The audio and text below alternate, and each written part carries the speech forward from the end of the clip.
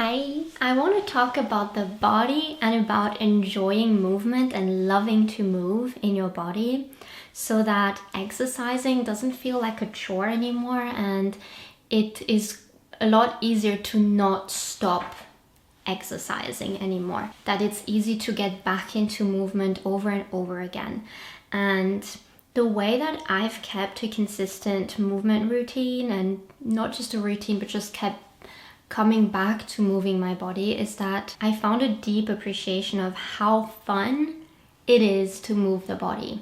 Instead of just doing these things in order to be healthier or to change the shape or develop skills, develop muscles or whatever, and as a thing that kind of has to be done, I developed a true enjoyment of it. The way that as a kid you wanted to run, you wanted to jump with the jump rope because it was fun, because you wanted to do it, not because you thought that this would benefit your body, your fitness or whatever. And I think we lose a lot of that play as adults, and regaining it through movement can be really beautiful and help to maybe even regain some of that playfulness in other areas of life.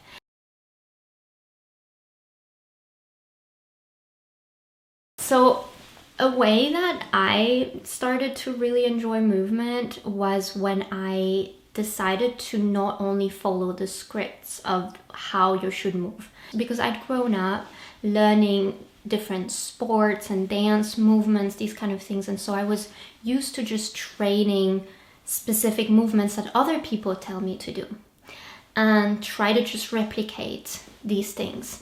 And then, you go to the gym and people tell you you have to go from A to B with the weights, or you have to do this little running treadmill situation and you can't do anything but just run forward on the treadmill. And then I also learned yoga and I learned all those very specific positions. And there's something really beautiful about being specific and detailed and almost a bit strict with movement, because there's something nice about that precision. But at the same time, only living for the precision can feel really limiting and not allow for that playful exploration. So the first thing I started to do was actually expand my yoga.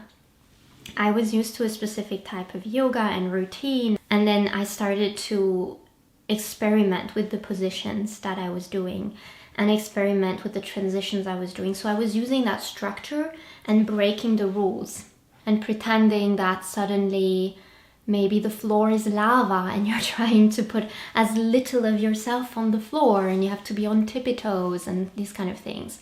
Is it tippy toes or tiptoes? I think it's tiptoes. Or trying to be broader and put the foot and the arms further apart from the center, or pretending that I'm very heavy suddenly, so I'm doing everything or making everything slower, or trying to put as many waves as possible with the body, or just adding music and changing the rhythm of the movements to not be with my breath but to be with the rhythm of the music. These kind of things really helped me to start to explore and to have fun with movement, and it was a great start for me. So I would recommend that, maybe to take positions or movements that you already know, maybe like Pilates movements, hip thrusts or whatever it is, in the comfort of your own home, when you're on your mat at home or on your rug, and just experimenting with those movements and trying to explore and invent and innovate and break rules.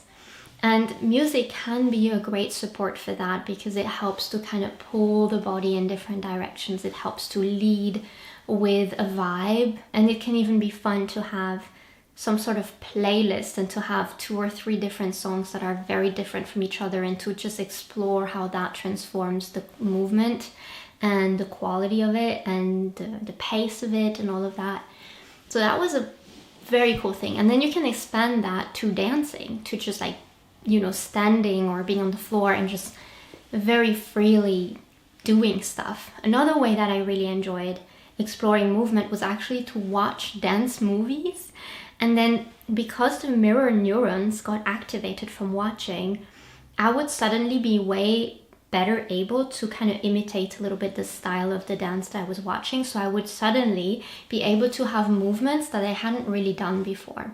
I don't recommend if you're watching a ballet movie to get pointe shoes because that's dangerous, but you just like, because you just watched it, it might be that your body kind of integrated some of those movements and will give you like ideas and instructions that if you just do it without having watched the movie before, you might not think of those movements, but suddenly you can do them. So the magic right after a dance movie is something that I had a lot of fun with for a while. And another thing that I really appreciate is mobility, focusing on exercises that are for the joints. And that's something that I really appreciated when I learned Ayurveda massage. It's that they really take in also the joints, and especially with people that have, you know, a bit more like pointy joints like I do and a bit like thinner bone structure. Usually the joints are being treated with so much love and warmth, and like you oil your knees and you oil your elbows, and here, you know, you just give the joints so much love. And I found that again in mobility, and you can even Google mobility routine on YouTube. I like Julia Rappel because she doesn't talk, and try out those exercises and then maybe try them without following a longer video so that you can explore those movements a bit more or have your own rhythm with them. And I really like that appreciation for all the parts where the body parts connect, and it creates a new focus on something that in the society we haven't put as much pressure on. I feel like there's a lot of thoughts about dance, about the way that we look like when we dance or when we move, or the way that muscles should be like. So when you are training muscles, you might automatically subconsciously think about what it might do, how it might transform your muscles, and so you maybe get out of the experience a little bit, I don't know. But the joints are so much like an uncharted territory where it's like, oh my goodness, it feels like so much self-care to just take time to roll my ankle or to give my toes a bit of like wiggling room. I think mobility is a very fun way to connect with the body. And then from there, you might also feel so free and nice that it's like, oh, now I want to feel the muscles. Now I want to, you know, maybe pick up a weight or try a push-up or two and just see how that feels like now. And one last thing that I think is really fun is to just have a rug, right? I don't know how big your space is, but having some space on a rug and just sitting on the floor, or if it's not too cold, sitting on the floor without a rug. I just personally like it not too cold, and just spending time on the floor. Even if you're watching videos, just watching them not on a couch, not on a chair, or working on the computer or whatever on the floor, and just having therefore a lot more movements in the body, a lot more like changing the way you're sitting and squatting down or whatever it is that you end up doing. You could even prop your computer up on a chair, but your body itself is on the floor. That is something that is very healthy. It's very good for the body to spend a lot of time on the floor, and it will get more comfortable over time. But yeah, this is really something that helps to feel more connected to the body and keeps the body a little bit more awake. So these were my tips, and if you want to work with me one-on-one, I will put information below. Feel free to subscribe, and I wish you a really great rest of your day. Bye bye!